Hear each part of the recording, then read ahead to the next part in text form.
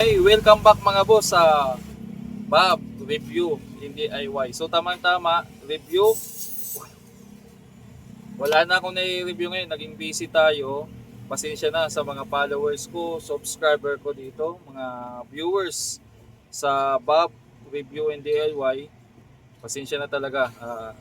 Humingi po ako ng pasensya, hindi tayo nakakapag-upload. Pero this time, mayroon tayong i-upload at pag-uusapan natin. Isa sa pinakamahalagang topic ngayon ay bakit magdi-DIY o mag-a-assemble kung mas mura naman yung brand nyo. Actually, kung praktikalan lang yung pag-uusapan, sa brand nyo na. Ano ba yung pinag-uusapan natin? Amplifier. Yan. So, malamang nandito kayo sa channel ko kasi mahilig din kayo sa amplifier o mahilig kayo mangulikot or kalikot. Kung ano may mahilig kayo sa sounds. So, pag-uusapan natin dito, ang topic natin, bakit nga ba magdi-DIY ka pa? Mas mura lang naman kapag bumili ka na ng ready-made or brand new na amplifier. So, yun ang pinaka mabilis or pinaka convenient or pinaka practical na gawin. Kasi wala nang hassle eh. Basta may pera ka, sakto yung pera mo sa presyo ng bagong amplifier, bili ka tapos plug and play na, okay na. Samantala, mag-a-assemble ka, magdi-DIY ka, naku po, bukod sa magastos, matakaw sa oras, ano pa, matakaw sa oras, tapos yung paghagilap ng pyesa minsan mahirap pa. Yun. So pero kahit marami na ngayon murang amplifier, marami pa rin nag-DIY. Shoutout pala sa mga viewers ko na mayroong mga DIY amplifier or yung mga ginagamit nila sa sounds nila sa bahay or parintahan ay DIY nila. So malamang sa malamang alam niyo na kung ano ang sagot kung bakit mas pipiliin tayo ng iba mag-assemble or mag-DIY ng amplifier versus dun sa bibili. So kung nagigits niyo ng pupuntahan ng pinagsasabi natin, comment na lang sa baba mga boss. Katulad dito, magbibigay tayo ng sample. Meron ako ditong ginagawa. Ito. Ito yung natira na kit. Ito yung amplifier kit dito. Yan. Ito yung nabibili sa Shopee or sa Lazada na 200 watts amplifier kit. So ang binili ko ay bare board lang o mismong board lang, ako na naglagay ng pyesa niyan. May nabibili naman yan na hindi pa nakahinang pero kompleto na ng pyesa. Meron naman na nabubulol ako.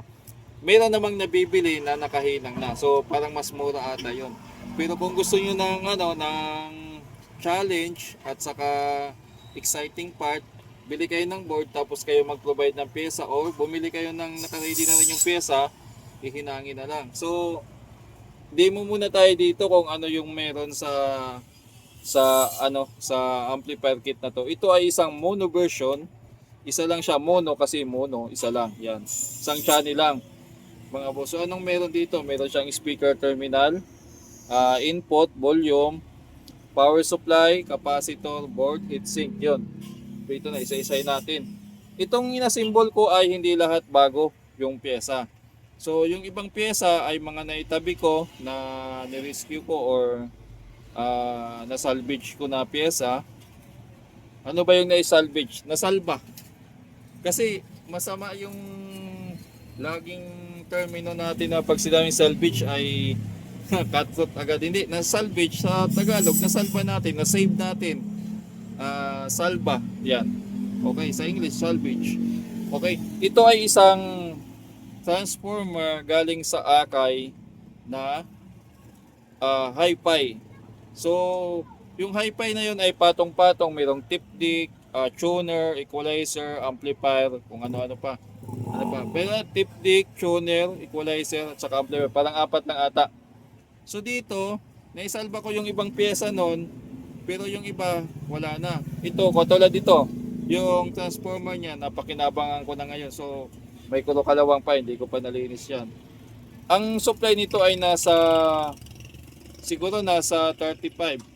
Kasi yung yung output voltage niya, yung tingnan natin, ilagay natin dito. Lagay tayo ng tester. iangat natin yung camera natin. Palang, saglit lang mga boss. Ayan. So lagay tayo ng DC. Sukatin natin, ito yung pinaka supply niya, oh. Yung galing dito sa capacitor, ayan, oh.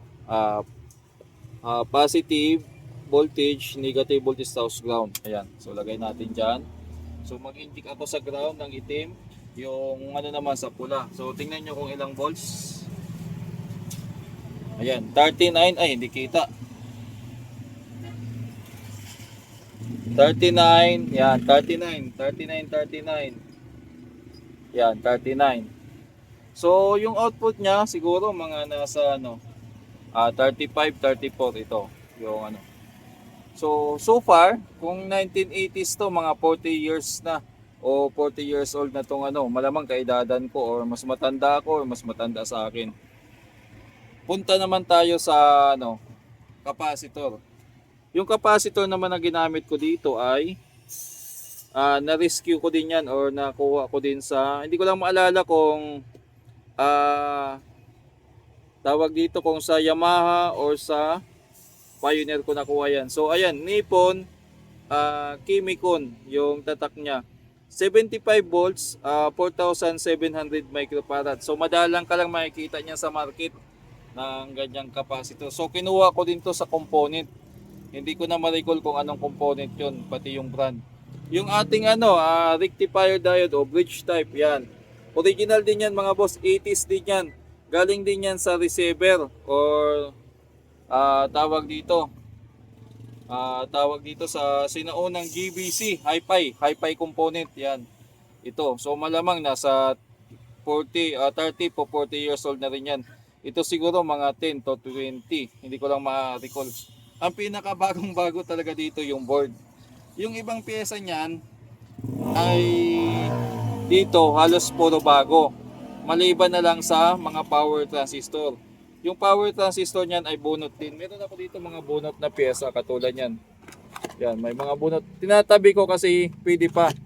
Mga boss, sa mga technician alam nila yan na mas okay gamitin yung bunot. Meron naman akong bago. Yung bago ko naman ng mga transistor, kapag may bibili ng bago, ayan, meron tayong bago dyan for sale or may bibili. Kasi may mga technician din na napupunta dito sa shop. Heatsink. Itong napakagandang heatsink na to. Tingnan nyo. Napakaganda ng heatsink nito. Yung kapal niya, yung design niya. Tingnan nyo na lang mga boss. Yan. Ang ganda. Tingnan nyo yung pinaka base niya o yung pinaka niya. Naka-curve siya pero makapal. Saka yung niya. Very compact siya pero napaka-solid. Pati yung clip niya para sa mga transistor ay napakaganda. Galing po ito sa tawag dito QEC na hindi ko lang maalala. Ito pa yung serial number nila. Yan. QEC na power amplifier. So wala na, wasak-wasak na yun. Binigay sa akin ng may-ari, kinatay ko na. Then ayan, napakinabangan ko ngayon. So more than mga 60% or 70% ng DIY na to or assemble na to ay puro second hand na gamit. Pero okay naman to. So ay ang maralitang nagkakaisa sa... So naka-FM tayo, naka 104.3. Nilagay natin yan sa puro talking lang para walang copyright. Ayan. Nakatanggap. Nilagyan natin ng filter dito sa input. Ayan, meron tayo diyang kinabit na 103 at saka 22K. So para sa yun, para hindi gaanong mahaming. Kasi expose yung ginawa natin. So bakit ko ginawa to? Unang-una, ginawa ko to kasi dati, hindi lang dati. Siguro itong recently lang. May nag-request sa akin na baka daw pwedeng assemblean ko siya ng mono version, ikakabit sa loob ng speaker. Kaya lang, nung natapos ko na, hindi kami nagkasundo sa presyo or baka kulang yung budget niya. Hindi ko alam kung kasi wala namang guaranteed na sinabi niya na kukunin niya. Sabi niya lang sa akin, sige boss, pag may budget na ako. Pero pag anong mga sagot, medyo malabo na yon. At sa akin naman, bilhin man niya to o hindi, ay okay lang. Pwede ko namang gamitin. Kasi pang testing ko din. Pag may repair ako na speaker, may binibenta akong tweeter or may binibenta rin akong tweeter at speaker, pwede ko siyang gamitin pang testing. So mas madali lang siya gamitin kasi ipa-plug mo lang, hindi ko na nga nilagyan ng on-off switch, speaker, volume input, so matik na. Kung may mga ni-repair tayong speaker dyan at saka tweeter na pambinta o ni-repair din, pwede natin gamitin ito pang testing. Okay. So ang tanong, magkano ba ginastos ko dyan? Ito kasi, ang pinili ko lang talagang pwede ko lang dito bigyan ng price or presyo yung mga binili natin na bago. Yan. Katulad nito, ito mga bago yan. Tapos mga resistor, mga transistor na maliliit. Yan. So dito, sa kit na to, gumastos ako dito ng i-round up na lang natin. More or less, nasa 1K yung gastos natin sa board na to. Ngayon pala, magkano ko binibenta to? So binibenta ko to ng 2.5 kung may bibili. Pero kung wala naman, okay lang. O baka mamaya ay magtaas ang kilay naman ng mga viewers natin. Masabi, bakit mo binibenta ng 2.5? Kasi mayroon magsasabi na ang mahal naman ang binibenta mo. Mura lang naman ang bago. Totoo yan, mas mura ang bago kapag bumili ka ng bagong ready-made na. Actually, itong kit na to mga boss, ilagay din natin dyan sa sa tawag dito, sa video, sa tag, kung magkano. Makakabili ka nito ng kulang-kulang nasa 800 plus ata. Yung dalawahan, ito kasi kada anim na power transistor to, kumbaga tweepers na tinatawag nila, bali anim, tatlo. So yung nakita kong ready-made na ay dalawahan, so 2 pairs. Nasa kulang-kulang 800 yon or more or less ata. Depende kung anong store, search nyo na lang, pili na lang kayo. So yung gastos ko versus nung inasimbol ko to ay parang mas magastos nga kaysa bumili na ng hinang na. Pero mga boss, patin dyan, gumastos ako ng kulang-kulang mahigit. Kulang-kulang, hindi ko na maalala kasi ginawa ko yan a year ago pa. Gumastos ako sa pyesa, tapos yung parang kulang-kulang 1,000 o mahigit 1,000, hindi ko na maalala doon. So bakit? May nabibili naman palang nasa 800 plus lang, pili na. Yun.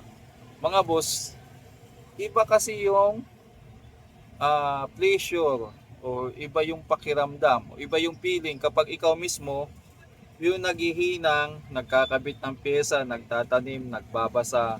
Oo, trabaho yun, matrabaho yun. Pero sa mga mahihilig sa sounds at saka sa mga nag-hobby ay talagang satisfying yun. Kumbaga para sa amin satisfying. Yung nagpagod kami pero na-satisfy kami kasi iba yung pakiramdam na tuwing pipihit ka ng halimbawa, dito tayo. Iba yung pakiramdam na tuwing pipihit ka ng bulong, May pagsiservisyo po na nakaangkla sa iba yung pakiramdam na tuwing pipihit ka ng volume ng amplifier, alam mo, ako ang nagbuo nito. From zero to finish o from start to finish. Iba yung pakiramdam. Sa mga technician makaka-relate yan at saka sa may lumag yun. Iba kasi yung yung may tinatawag tayo na labor of love.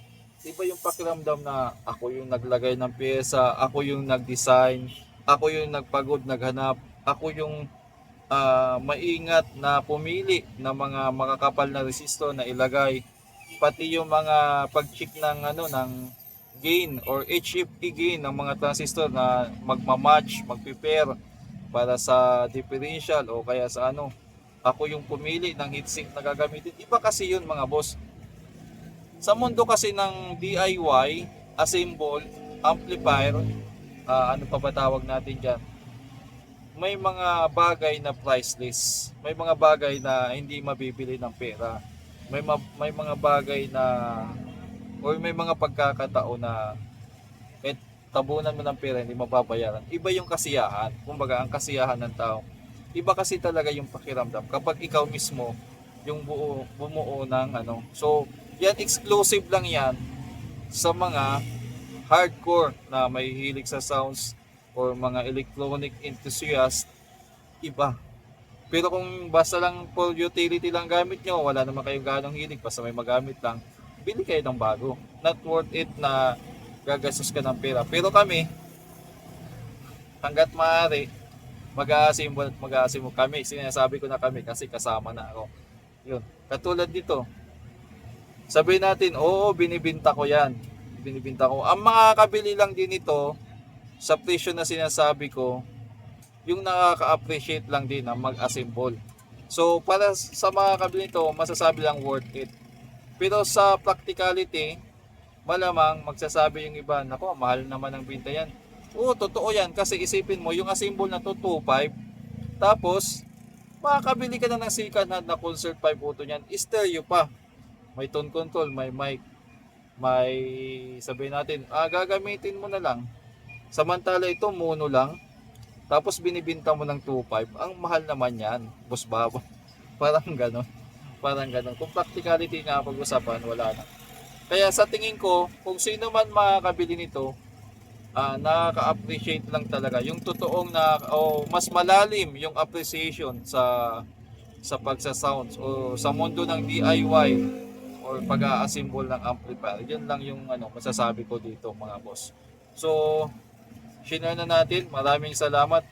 Sana lahat ng mga sinabi ko ay may makaka-relate. Comment lang sa baba kung yung pinagsasabi ko ba ay medyo relate sa inyo. Kung hindi naman, okay lang.